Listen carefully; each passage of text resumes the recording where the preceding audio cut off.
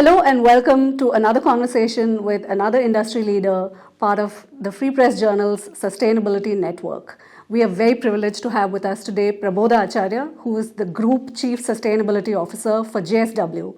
JSW, as you know, is a US $23 billion group of companies with interests in steel, energy, infrastructure, cement, and more. They have 40,000 employees across continents: India, Asia, Europe, USA, Africa. A lot of work being undertaken on how to build a more sustainable world. Very, very pleased to have with us Mr. Acharya. And we are having this conversation with Mr. Acharya very soon after the United Nations has said that climate crisis is out of control. And it's also only a few days after we've all experienced the hottest day ever on Earth.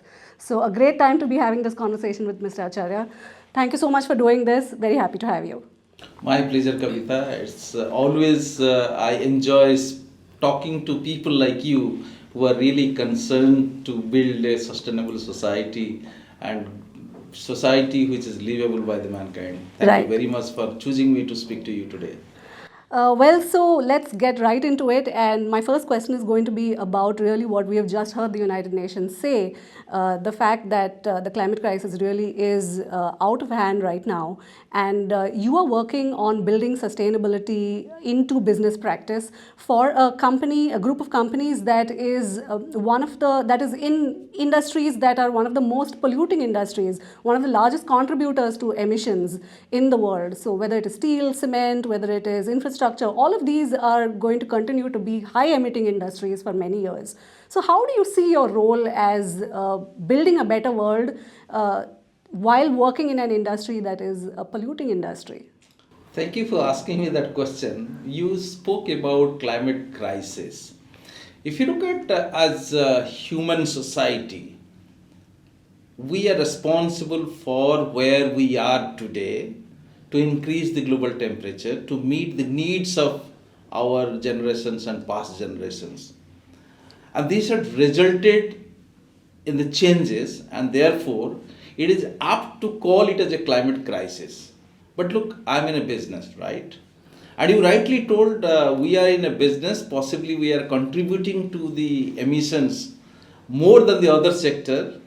And these sectors, specifically steel, cement, transportations, chemicals, are also known as hard to abate sectors, means it's difficult. But from a business perspective, as a champion to build climate or say sustainability strategy into business practices, I am looking more this as a opportunity than a crisis.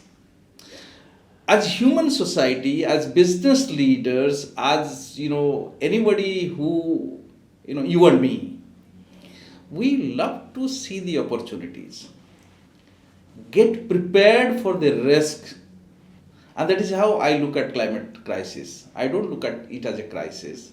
I look at an opportunity. Let me give an example why I call this as opportunity from a business perspective. Take the case of steel, which is contributing almost 8% of global emissions, and in India we are contributing almost 12% of India's emissions, this sector, and this sector is going to grow. As economies grows, as our country aspire to increase the living condition of the people, steel is a fundamental material and it is needed. It is needed to build climate resilient societies. Tomorrow, if you have to protect the cities or the societies from the vagaries of the climate change, whether it is cyclone or flood, you need structures. And the structures need to be built with the fundamental material is steel and cement. So there is a need, or for that matter, energy is a basic need of human society. And the society which has access to more energy is more powerful. It has been traditionally. But therefore, in India also we have a right to have access to more energy. But the energy has to be clean, this has to be affordable, and it should be available. And therefore, to first address the cleaner aspect, there is a transition happening in a massive scale towards going from thermal, which is so-called polluted energy, to renewables. If you want to build renewable infrastructures, you need steel. If you want to build resilient transportation structures, you need steel. So therefore, although steel is contributing to a larger portion of CO2 emissions, it is needed. And there is a growth opportunity. Therefore, there is an opportunity for business to grow. When I tell an opportunity to business to grow, and that's an opportunity, we need to be responsible. That means, can we afford to continue the emissions what we are making? No. We need to decouple the emissions from the growth. And that is what is the sustainable business strategy we are trying to build. If you look at, that is exactly fundamentally we are doing in JSW. We have a JSW Energy as a business. We are looking at energy transition as a business opportunity. 3 years before, we are having 70% of thermal portfolio and 30% of renewable portfolio. Today, we have more than 50% renewable portfolio, and it's going to grow. By 2030, will be 80% renewable energy. In JSW Steel, we will be possibly aspiring to be the first steel company in the world to use completely renewable energy, right? And so also in all our business where we are growing. So therefore, to build a sustainable business practices and be more responsible, you need to change the mindset of the people who can make an impact, and those are the leaders. Our tagline is to improve every day, okay, better every day. That's our tagline. Second tagline, if you look at that, we want to grow along with the society. So we do not decouple societal need with the business growth, and that's fundamental to our ethos or value systems. Yes, we understand there is a crisis, but we can only tackle when I change the mindset to look for opportunities to handle the challenges. You mentioned that steel will continue to grow, and that simultaneously steel in India is responsible for about 12% of carbon emissions. So could you give us an idea of how much more emissions might be likely as the industry continues to grow over the next 10, 20, 30 years? Are there any such assessments available? If you look at the predictions of Indian steel industry, globally, we will possibly grow up to 2 billion tons by 2050. Right now, we are around 1.9 billion tons. And India is the second largest producer of steel, but way behind China, who is contributing more than 55%. But if you look at the growth strategy, our plan is to double by 2030 to become 300 million ton capacity as India as a country, and triple by 2047, say 2050, to around 500 million ton capacity. So that is the growth aspirations, whereas the rest of the countries in the world are not going to grow in the capacity of steel. Why? Because the steel consumption in India is pretty low. We are much less than 100 kg. We are around 76 to 80 kg per capita consumption, where global average is around 225 kg. China is way ahead, right? And India is a growing nation, economy is growing. The steel industry is contributing almost 2% to the Indian GDP. Globally, it is 0.7%, right? So there is a good contributions coming to the GDP, and it is going to grow. The growth is necessary because to keep pace with the economic growth. That is about the growth story of Indian steel sector, and everybody acknowledges there is a need, and it will be driven mostly by domestic consumption. But look at the emissions, and I told that we need to decouple the steel sector growth with the emission, and that is where all the stakeholders in India are seriously working how we can decouple emissions from the growth, right from government to the industries. From the government perspective, if you look at, Ministry of Steel has constituted recently 13 task forces to look into various aspects how we can limit this emission growth. There are various reasons why even Indian steel sector is emission intensive than rest of the world, and there is technical reasons. and we are a primary producers. We are basically using coal to convert the iron ore to iron and then to steel, and that is one of the reasons. Scrap is, steel is infinitely recyclable. So that is why I call it is most carbon efficient material in the world. But at the same time, because our steel growth has recently happened and economic growth has happened, we don't have enough scraps to recycle them. So it will take time. So there are the various reasons. But there are conscious efforts from policy side and from the organization side. If you look at, say, JSW or Tata Steel, they are the leaders in steel making in India. They are also becoming pioneer in decoupling and reducing their emission intensities. Now, will the absolute emissions is going to reduce? For example, JSW, we have committed reducing our emissions by 42% by 2030. It's a huge reduction, but it is an intensity reductions. Is it going to result in reduction in absolute emission? No. So let us accept the fact that the absolute emission is going to increase from the Indian steel sector. But steel sector is also helping reduction of emission in other sectors. Take example, the blast furnace where the reduction happen and we make pig iron, a waste material comes called slag. 100% of the slag is going to manufacture cement. So in the process, the clinkerization process in cement is getting eliminated. So it is reducing the emission in cement sector. We are producing a lot of high strength steel. That's going in the transportation sector. That means it is reducing the emissions in the transport sector. We are generating a lot of gases, waste gases. This is going for power generation. So it is reducing the emissions from power sector. So steel sector as a whole, although there is efforts to reduce the emission intensity in the medium term, we also have to accept the fact that the absolute emission is going to increase. But at the same time, if you look at the life cycle, I think steel is the most carbon efficient material in the world to use. Tell me more about the process of doing that. Tell us, what is green steel, green cement? You mentioned slag and how slag is being used from the steel industry to produce cement. What does that really mean? Tell us in layman terms how to understand these concepts of green steel, green cement, green infrastructure, green construction. What is the meaning of this?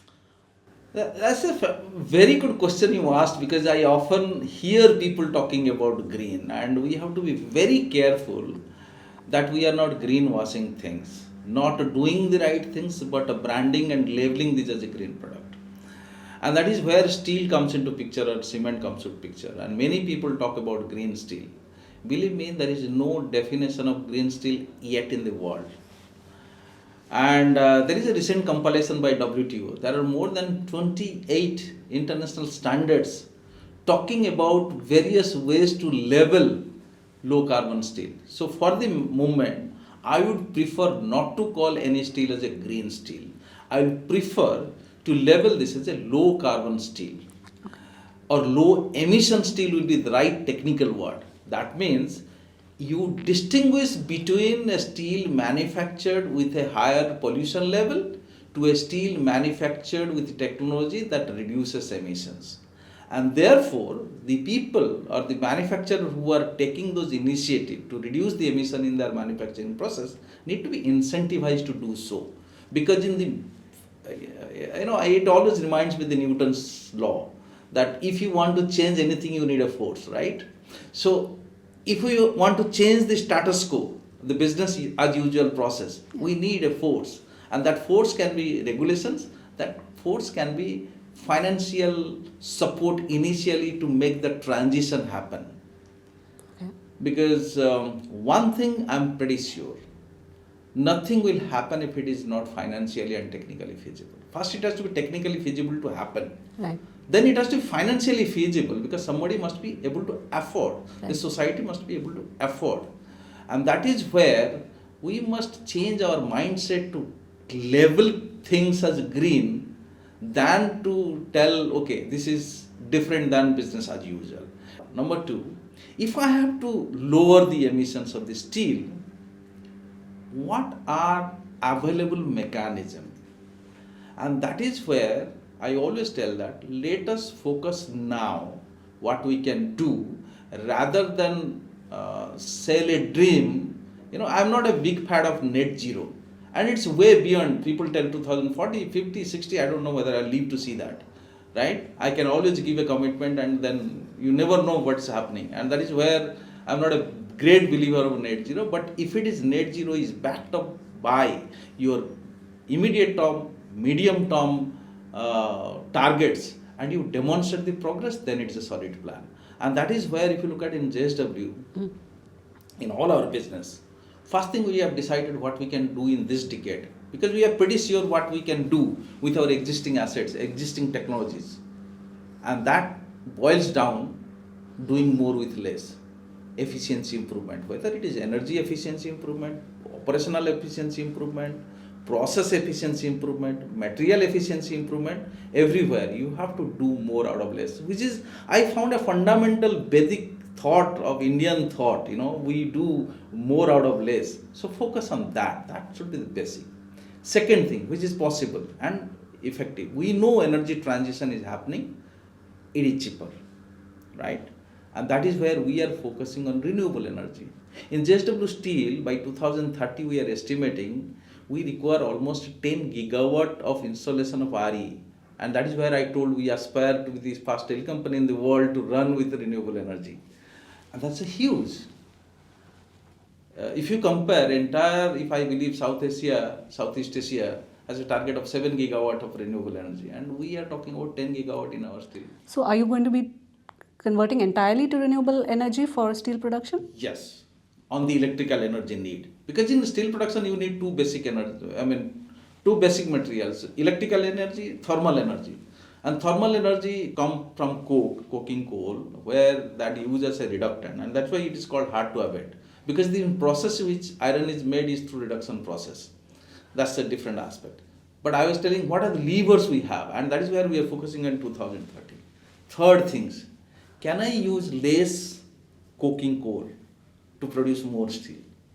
That means, can I improve my raw material quality? Unfortunately, in India, our ore quality are not really great. And that's where we have to invest in beneficiations. Okay.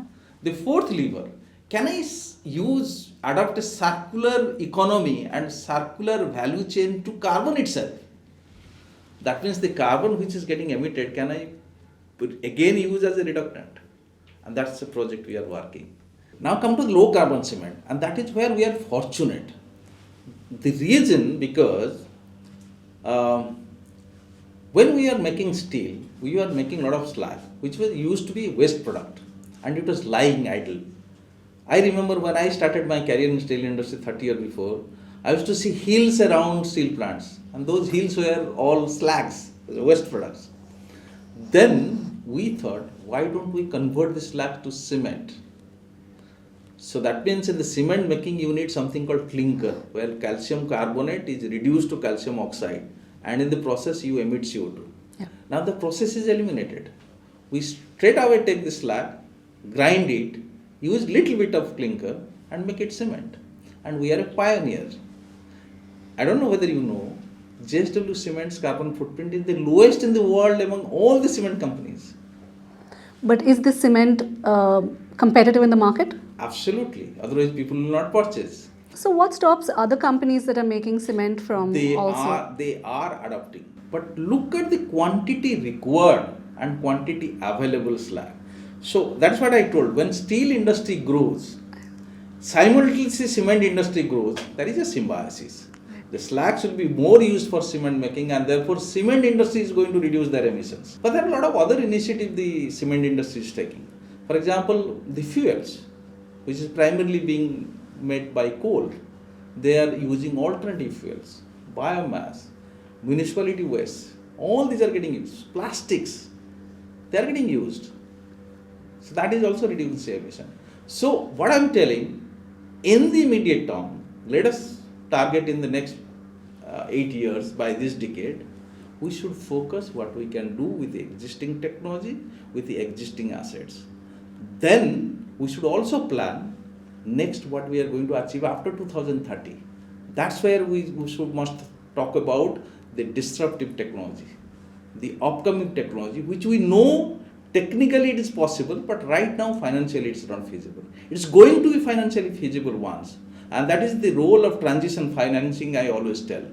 That in the meantime, we need to make this technology proved to be commercially viable, and we need that force, external force, in terms of money.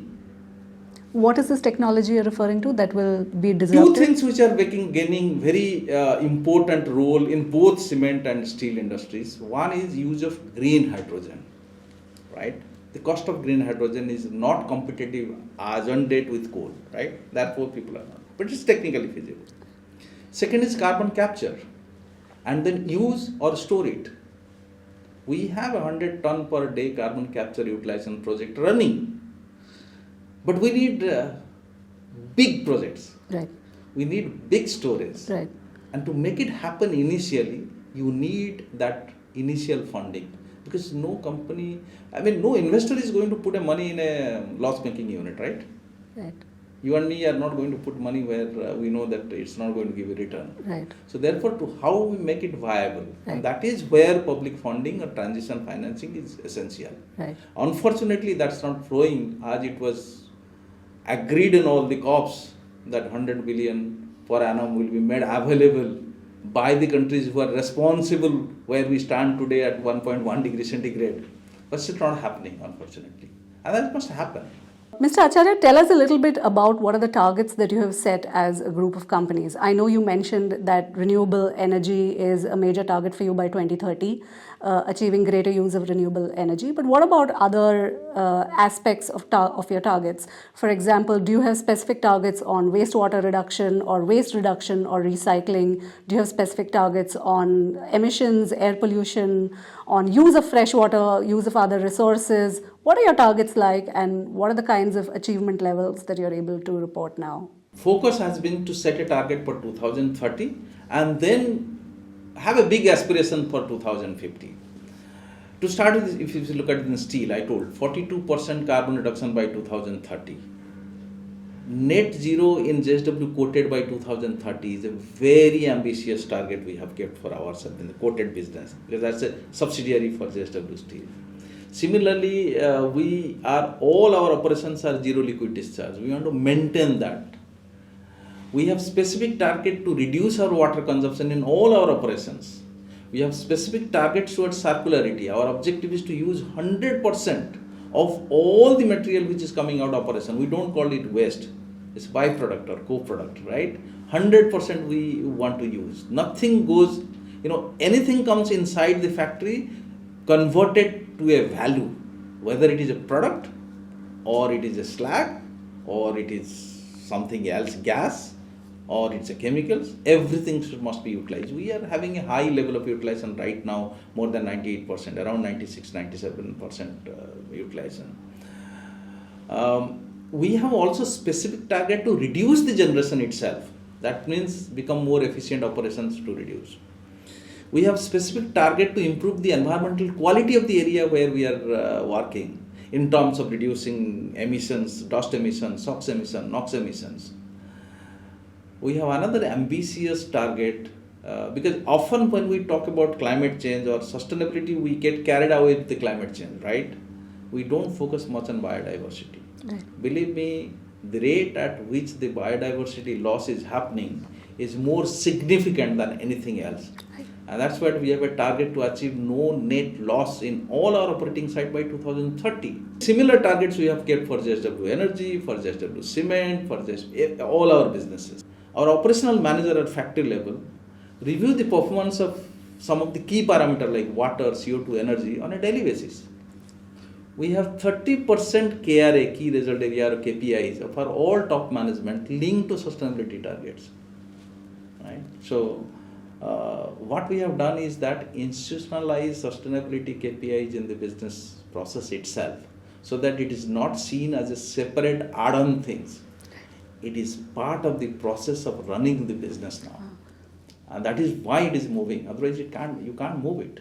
Right. One of the big complaints that people have about industry is its tendency to take over habitats and allow destruction of habitats, and that tends to uh, in turn also affect communities living around those habitats. And we've always seen that there are people versus industry face-offs that happen in so many areas where there are fragile ecosystems where industries have been set up. What are the things that JSW is able to do or will be able to do in order to reduce those conflicts, in order to make sustainable business also sustainable for communities that live around your facilities? That is a fundamental conflict everywhere is happening, and we are also facing. But I'll tell how we are managing. I stated from in the beginning that our ethos is to grow along with the society where we are operating, because we are not isolated. That's number one.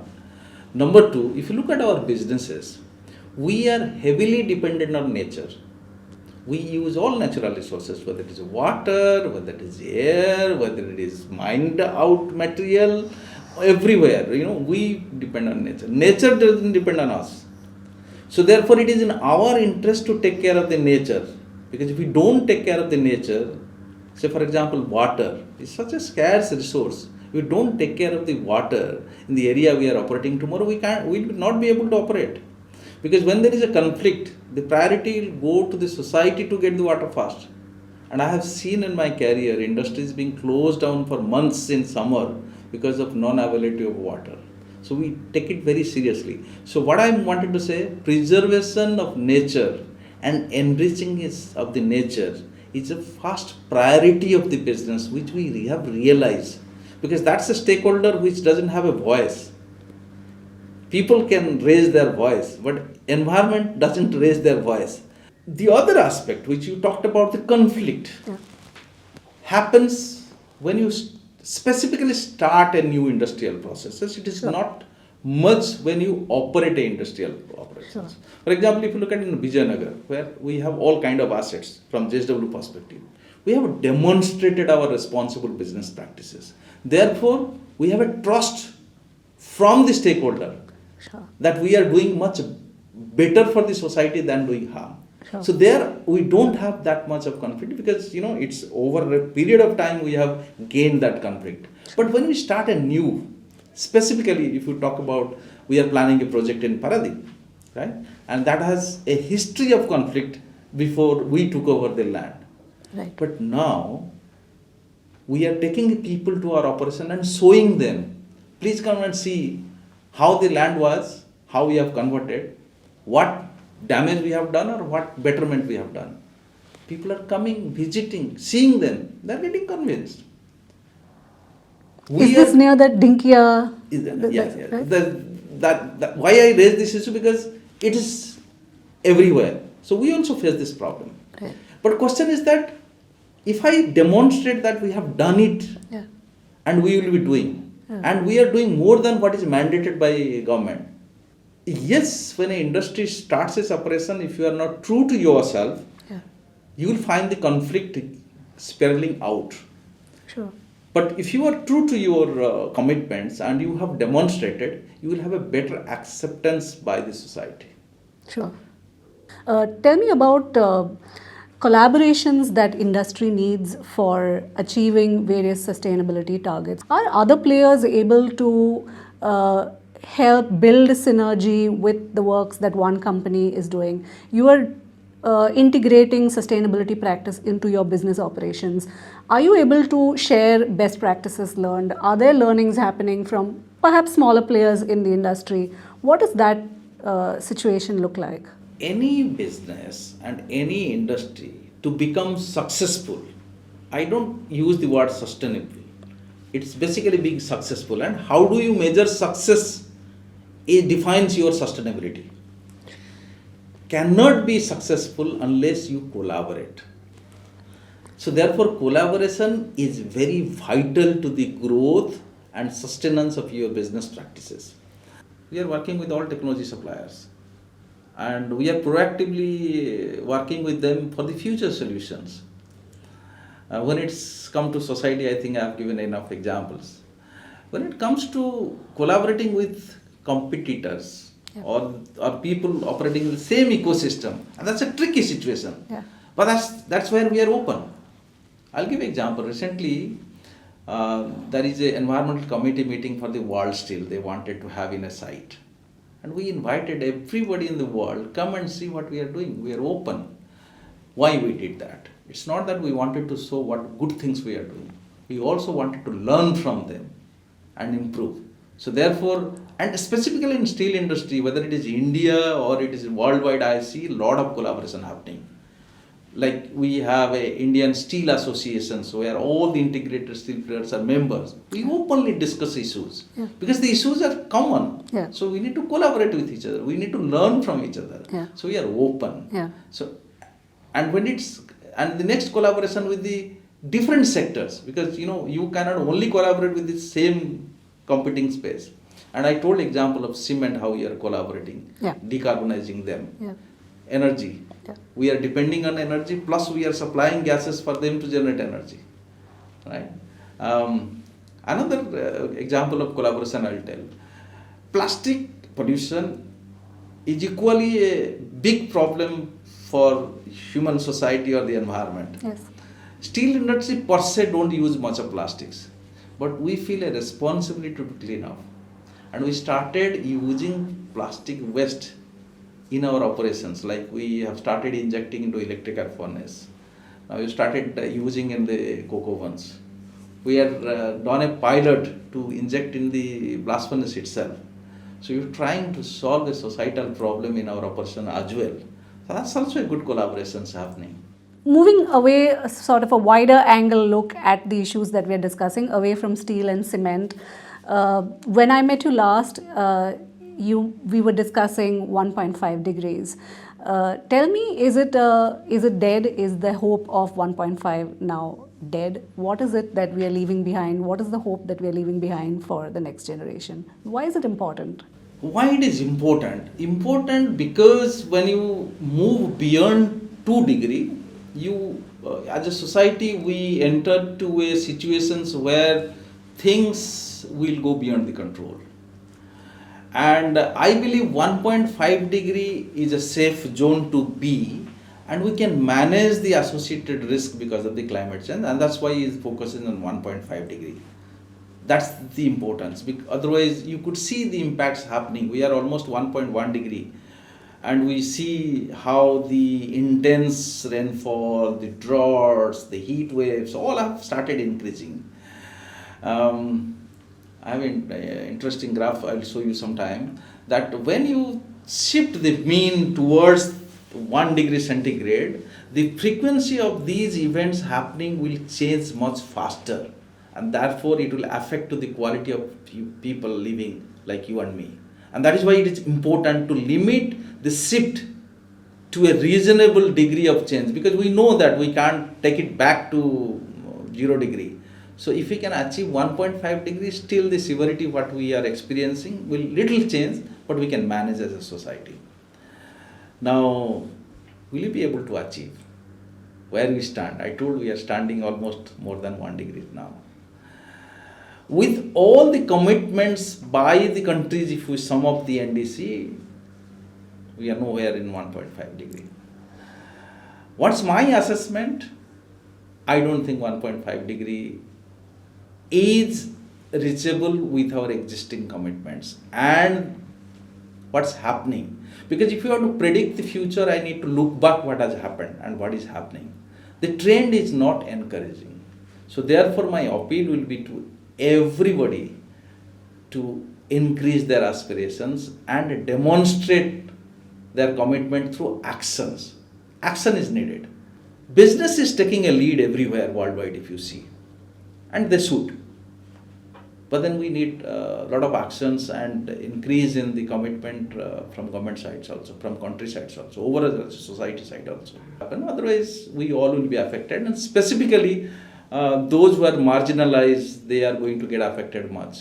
Those who have the resources, they will get away. They will find alternative solution to live comfortably. So therefore, the majority people are going to get affected. Mr. Acharya, tell us about young people. I know that you speak at length to young people in institutions including the IIMs, the IITs, etc. Tell us, what are young people really wanting to hear from businesses about what businesses are doing to build a better world for them when they become industry leaders in the future. Also tell us what you tell them about what they should do in order to be more responsible citizens of a better world in the future. They are more conscious and they want business to be responsible, and many of them tells that this will decide their future. So I'm happy about it. That's my observation part.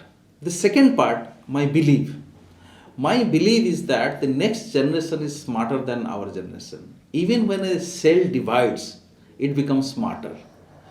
So therefore I'm optimist they will have better solutions to the problems what we have created. That's my belief. Third thing, my expectations. My expectation is that what I hear from them and what my belief is, it should give result. So therefore, when they come to our department, and we are always open, and we talk to them, we tell them come and work with us. We give them live problems. We don't anybody. We have a internship programs of various levels. So anybody comes to sustainability department, I don't then give them a project which is a theory. We always give them a problem which is a problem. And believe me, the kind of solutions they suggest are fantastic. And I told about the plastic problem what we are facing with the guard films, which is not really necessary. It's more of a branding purpose. And two young persons, one mechanical engineer, one commerce graduate, they did a project. It's fantastic solutions they brought in, that how we can find a commercially feasible solutions to incentivize people who are using those roofing sheets and take the guard film, deposit it, and get financial benefits. Because as I'm fundamentally very much convinced that if you don't have a financial solution, it is not going to be sustainable. Philanthropy works initially to some extent, but that's not going to change the life, right? That can be impetus or a starting point or breaking the inertia. So these kind of solutions come from these young people, and I'm very hopeful that the mess what we have created, these people will be able to solve it. Very last question, very quickly. When we met the last time, you said that steel, cement, infrastructure shouldn't be called hard to abate, but priority to abate sectors. Why do you hold that, and what is your hope of how much of a priority can we make these things? This is something favorite, and I always keep on telling everywhere wherever I speak. And please don't call this as hard to abate. This is all about change in mindset, because I have seen how you look at a thing will decide how you approach to make a solutions. Now, human minds are wired in such a manner, if you think something is difficult, you keep to the end.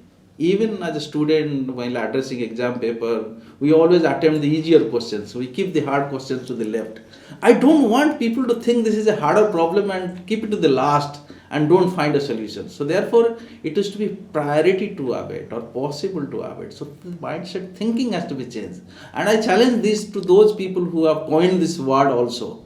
Why you are telling hard? We all understand this hard, but don't tell this is hard. Because by telling hard, it's itself recognizing that the solution is difficult.